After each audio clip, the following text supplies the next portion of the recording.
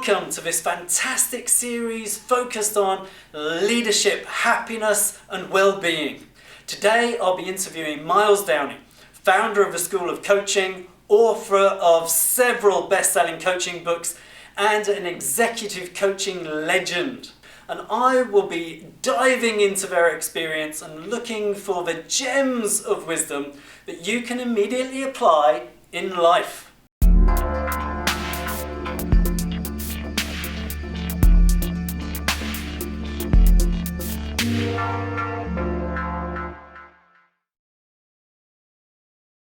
Thank you so much for being with me today. It's always a great honor to talk to you every time. I mean, you, for me, are the ultimate guru when it comes to executive and leader coaching. You've written many books now around the topic of coaching, enabling genius, etc. And over the last few years, you focused much more on enabling genius or helping leaders find their true identities so that they can perform at ever higher levels within their careers. So I'm really interested to understand more about that focus and the journey of how you've got there. Wow. The thing that happened, and that was probably one of a number of sparks, but it was the one that kind of, in terms of telling the story, carries the most potency, is that I was getting either directly or implicitly requests from some of the people I was coaching, which was, Myles, I have to do more. Essentially what they were saying was, I have to explore the outer reaches of my potential in order to deliver in this new job, or in order to turn this situation around, or whatever. And when my model of coaching, as I professed it, explained it, taught it, was very much about getting the other person to do the thinking, solve problems for themselves, to use their imagination to create the next shift. It felt that wasn't enough, that that there was stuff that I knew about how people can reach those outer limits, if there is an outer limit of one's potential. But the problem was, I didn't know how to get that to them in a way that was safe. Okay. My hunch or my intuition, so what? Something I'd picked up in some interesting book on leadership, equally, so what? So it was about, okay, so what can I do that I can take people to be all they can be as leaders in a way that's safe. And that led to something that we called Enabling Genius, and I brought a bunch of people together. We did some research over just short of 2 years, and that led to the book. And what it gave me was a kind of a scaffolding, a number of conversations that I had to have with people, one of them being about identity. Yeah. And another being about understanding what we call their direction of travel. So trying to get away from the very male notion of drive, which is overly focused, often blinkered, and doesn't allow for the emergent. So direction of travel is more about purpose and meaning, while still containing real world goals. And mindset being another conversation, because I've discovered a way of talking about mindset that actually makes it something that guides your day-to-day action, your behavior, how you act and respond day in, day out. So those are the three. There are other. Those are the three big ones that are just remarkably transformative in helping people find out something about their genius and deliver in the world. I mean, I like what you touched on in terms of the mindset, the direction of travel, because often, I've seen a lot of leaders focus on the here and now, managing the team, reaching the performance targets, whatever it is, but not thinking longer term around their personal direction of travel and their career and their own identity within that. So you covered a lot. Why would you say that is becoming kind of more important in kind of today's world? Gosh, it's a big part of it is that the culture in work has been changing for a while. Attitudes, beliefs, what work is. And then the COVID pandemic kind of forced that. So, we talk about millennials and all of that, and how, how they're difficult to manage. And actually, I've got a different perspective on that. Says rubbish.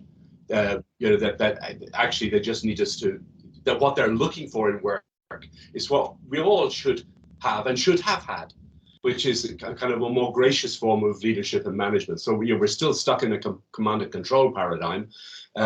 My next book in June is about an align and enable paradigm as a shift that is genuinely about bringing people with you in the organization. So I think there's that shift in the culture of work being more meaningful, that people have more of their own authority and license to deliver in the way that they see fit. And as I said, and then the other thing that's kind of is much more in the public consciousness is around entrepreneurs and startups, and they operate very differently. And that thinking is beginning to creep into, very slowly, larger organizations. So I think there are those factors, and then business is so interconnected, interdependent, and so fast moving that actually it's an overly heavy label and inexact, but that last century mindset, command and control, decision making that's impeded rather than freed up, just simply isn't good enough anymore. So you've got to have human beings, units of action and thought that have some independence, that can move quickly. The army sussed that out years ago, and under mission control, kind of slightly, ironically almost. So I think all of those factors make for different times, and therefore make for different leaders. And is that change in the style of leadership that's required to be successful, both as an individual, as a team, and as a business, because the nature of business, the context of the world, has significantly changed as well. So like you say, the old command and control style of leadership can still have an effect, but is becoming less effective over time, with the speed of change that's necessary in businesses. So with that, what are you doing with businesses and with leaders around that topic? What are you doing to drive improvement in that area? So the instinctive reaction of many people, consultants, the HR community in part, is to take a kind of an engineering solution, which is, we haven't forgotten business process re-engineering, and my camera is saying somewhere along the way we forgot about the people. So let's remember the people, and more than that, let's put them in the front of what's happening here, and focus on that, because it's my profound belief that if you put people in the right environment, they will perform, and that's what align and enable is about. But the heart of it is the notion of genius, and genius, in my words, is the embodiment of your potential. The embodiment of your potential, what it looks like in the real world, and it's the expression of all the resources that you're born with and that you've developed and nurtured over time. It's like genius is about making the best of what you were born with, and so that starts, and this is back to so the leaders and can't behave in that engineering command and control mindset. Something else has got to happen, so it's got to start with them. And what I'm finding out is that if the leader understands who they are as a leader, their identity, their unique individual genius as a leader, that if it starts with that, you get a different order of result. So rather than trying to comply to a set of competencies, engineering, you find some form of self-expression. It's authentic by definition. It's executable because it's real. I mean, they might have to learn some new behaviors, And it has a completely different kind of impact because people trust you. So if you can get to that place, and it's worth going actually by saying a little bit more about what I mean by unique individual genius. And I have to go into the world of sport to do that because it's so graphic. My game is tennis, and I'm thinking of two people. One, our favorite Swiss person, Roger Federer, and the other, Nadal. Both of those guys understand exactly what their identity is on the tennis court, at least. Exactly. And in understanding who they are on the tennis court, that gives them their strategies and tactics. It also tells them what they need to develop and what they need to then bring in to support them. But the point about it is they're both completely different.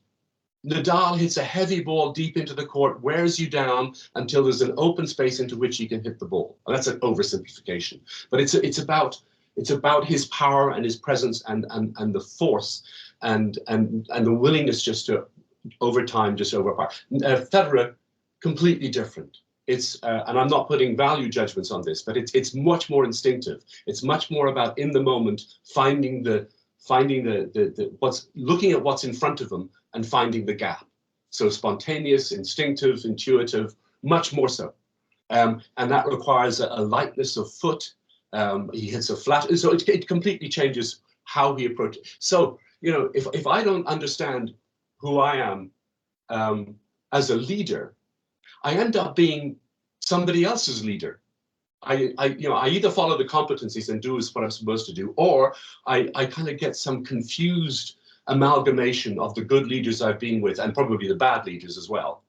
And that's really, that has little impact. But if I can get to real clarity, so there's a wonderful example. Somebody I've worked with over the last few years.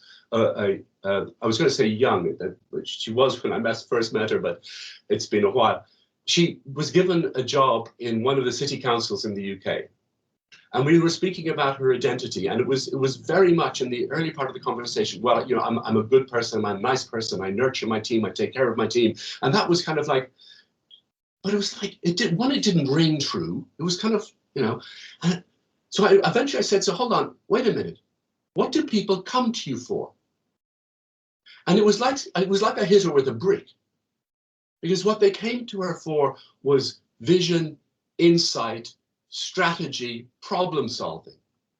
See, this was a highly intelligent woman in a male-dominated environment who through no fault of her own, you kind of anytime she put her hand up, you slap down. Yeah. It happens. But once she understood the real nature of her leadership genius, if we can say that, then she can exploit it. So she sets up different kinds of forums within the town, meets different kinds of people, joins an MIT program about local government, is one of the stars on the program, has different orders of meetings with her team, because it's about where they're going, the strategy, the vision, utter transformation. She hadn't understood that shift, she'd be doing a great job, no doubt, but it wouldn't be the same job. Fantastic. That's a lovely story. And it reminds me of, I've read all of your books.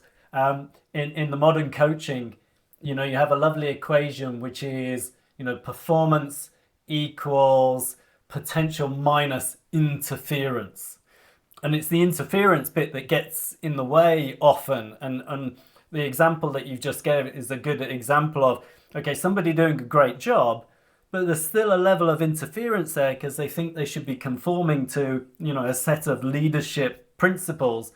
But actually, once they understand who they are, they can eliminate a lot of that interference and then start maximizing the potential within themselves, and therefore perform at much higher levels in their life and in career. So that's wonderful. So how can leaders take some of your great work and inspiration and develop on the basis of that? So it is about taking the time to reflect and consider who one is as a leader and what that looks like, what the behaviors are, and what the desired impact is. So it can't be, I think the other thing that's really important is that this isn't a kind of a self-obsessive, kind of something that happens with the door closed in a dark room. The people I work with, they are not my clients. They're the person I'm coaching. They're the player. The client is the organization that's paying the bill, and I never forget that. Because they've got to produce a result that has meaning and impact for the organization. So part of the question is also, so if that's who I am, how does that work out in the context, the environment in which I'm working in? What does it need? What does my team need?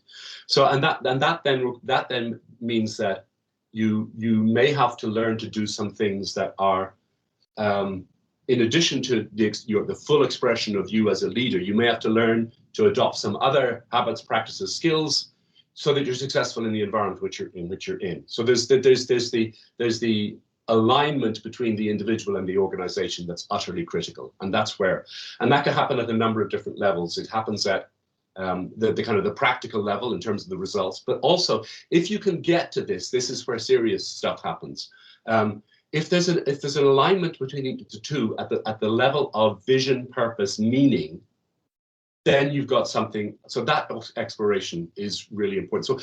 So the other conversation that we mentioned that I have with senior leaders is, so what's the direction of travel? And what that means is it's what's yours, but what's yours within this organization as well. And that gets you into some of the things that you started about saying in this conversation, including legacy. I'm slightly nervous of the notion of legacy because it can be a vainglorious thing, and that's ego-driven and not so great. But if you think of it in more altruistic terms and more about the impact and the influence that you can have for the good, then that becomes something exciting and positive. So those are two great conversations to have with oneself, or dare I say, with a coach and somebody that I've trained rather than anybody else, because I say that kind of with a big smile. There are a lot of people who actually, one, don't really understand what coaching is and are just running agendas, and there are a lot of people who really don't understand how to take care of the person they're coaching and understand that it's about that person's constructs and mental models, and it's about how they put together their thinking. And there's a lot of confusion around how that happens. So find a good coach. What I notice is that the people who I'm most successful with as a leader performance coach are people who are concerned, interested to deliver through their people. And that sounds like an incredibly simplistic thing to say and something that everybody would sign up for. But the reality is very few people have the skills to do that, to really stand back and let those people around them thrive. And not just let, but actually facilitate that thriving.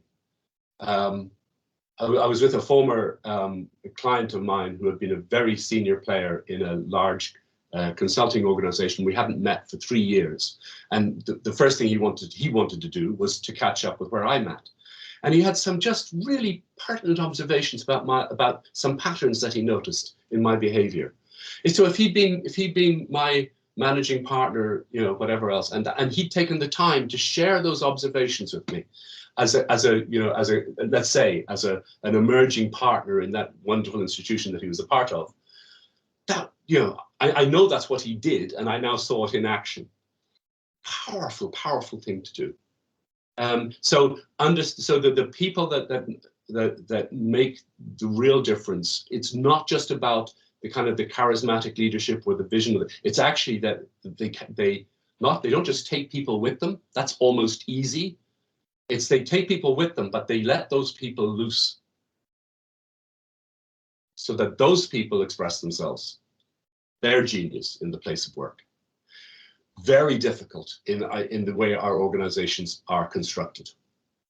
Very difficult, and it takes a certain level of bravery to do that as well, because that is a step away from the control and command style leadership where You really encourage your people to grow and thrive for themselves. Yeah. And you touched on a nice point around then the alignment almost of the organizational vision and direction of travel versus then the alignment of the leader journey, identity, and vision and direction of travel as well.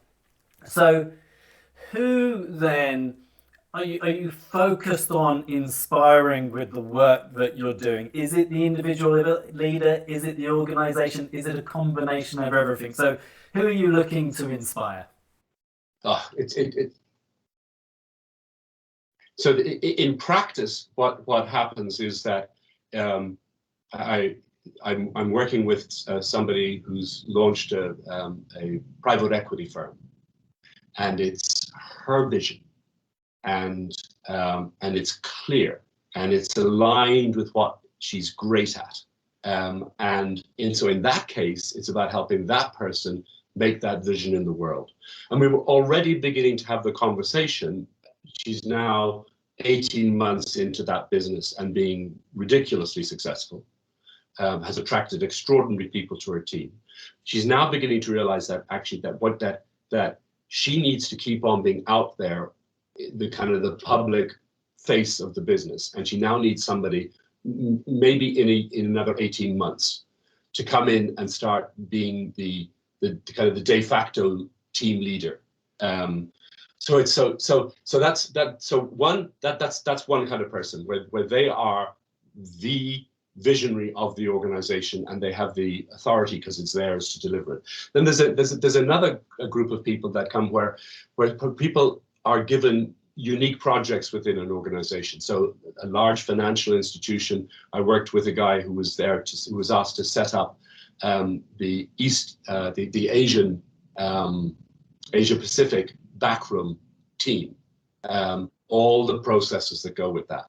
And we had a ball over about a 3-year period building up that team. So it's like he had a clear remit, clear focus, and all of that worked then. So that becomes exciting. The other kind of thing that becomes exciting is where somebody's got even a bigger organization. So I actually worked with a former Air Chief Marshal of the RAF when he was in post, when there was a major transformation in terms of the kit they were using. But that required a mindset shift across all personnel. And the job was to lead that. So my question to people that I'm coaching when they're leaders is, so what's the job? What are we here to do? And that's very revealing. And if I don't get that, I can't work with them. But the question was the last bit of your question was, who am I inspired to work with? What is most inspiring is obviously working with those kind of people who are maybe 20 years younger than me, give or take, who are on a mission. That's unquestionably the most fun. But the people that I'm most inspired to work with are actually the people who are most stuck. And the tragedy is, and without being judgmental, they're usually people of a similar age or older than I am. And they've come out of a different paradigm, management paradigm, and they're at the top of very big and large organizations or divisions of same. And those organizations won't change, won't be transformative unless they do. But I'm being very careful here to not be judgmental, because it's not just that they're stuck. Sometimes it's that, but actually the whole system around them, having to answer to the stock market and the stakeholders every day of the week is a massive constraint on what you do. So you said earlier, it requires bravery, courage to do that. And I think I could have make most difference by working with people like that. So in a kind of perverse way, those are the people I'd like to inspire the most. Fantastic. You've covered, as always, so much every time I talk to you. Covered so much in what you've said. So let me try and sum up some of the topics that you've touched on. I like your focus on leaders deliver through their people and put the people in front, not the process or the system. Very good. And building on that, then, this notion of genius and finding the identity of the genius within the leader and allowing them to really embody their full potential and eliminate the interference as they grow. And all of that delivered them through the very best coaching in the traditional sense of the word, but then also focused on the identity and the journey of that identity as well. I like the idea of the journey and identity. So with that kind of brief summary, very short from what you've said, final few words of wisdom. How do you sum up, a couple of bullet points, almost words of wisdom for the leaders you're trying to inspire? That's a really tough question. There's a kind of a strange way to answer it. I mentioned working with this former managing partner from a very wonderful, well, mostly wonderful organization, Strategic Management Consultancy, and what he said to me. And we had a very profound conversation across a 4-hour period of time. And what emerged from it was about me. So, I don't mean this, and this comes with humility, and because it can only come with humility, is that the truth about how I operate is that it demands vast trust. So often when I'm speaking or coaching, and particularly when I'm playing tennis, I don't know what's going to happen next. I mean, I literally don't, in the sense of there is a set of tactics or a map that I'm playing to. There are maps, and they've been absorbed and integrated into the body mind, if you like. But I'm kind of sitting there with hopefully with a relatively still mind, and I'm kind of interested and curious as to what I'm going to do next. So I almost let something emerge and come through me without being too spiritual about it. And that's what, so when I write, I plan, I structure, and then I put the plan and structure away, and my hand starts writing. But I had an extraordinary moment on a tennis court a few weeks ago. I was playing a competitive match, and the ball bounced in the middle court. I could have hit it anywhere and won the point. And suddenly I had this sensation of almost like a vision of doing something different. And I popped the ball over the net, right in front of my opponent. And and he completely fluffed it, but I knew he was going to fluff it. So not only did I win the point, I'm sorry to say this as a person who believes in other people, it crushed him. But it was the point about that is that that when you have that level of trust in your own abilities and you're willing to let go and let yourself do the job, that's an extraordinary thing. You have to understand what your identity is, and that translates then to then being able to do that to others. If you can't trust yourself, it's really difficult to trust others. So that's a very roundabout way of saying something that kind of goes underneath all of the things we've been talking about.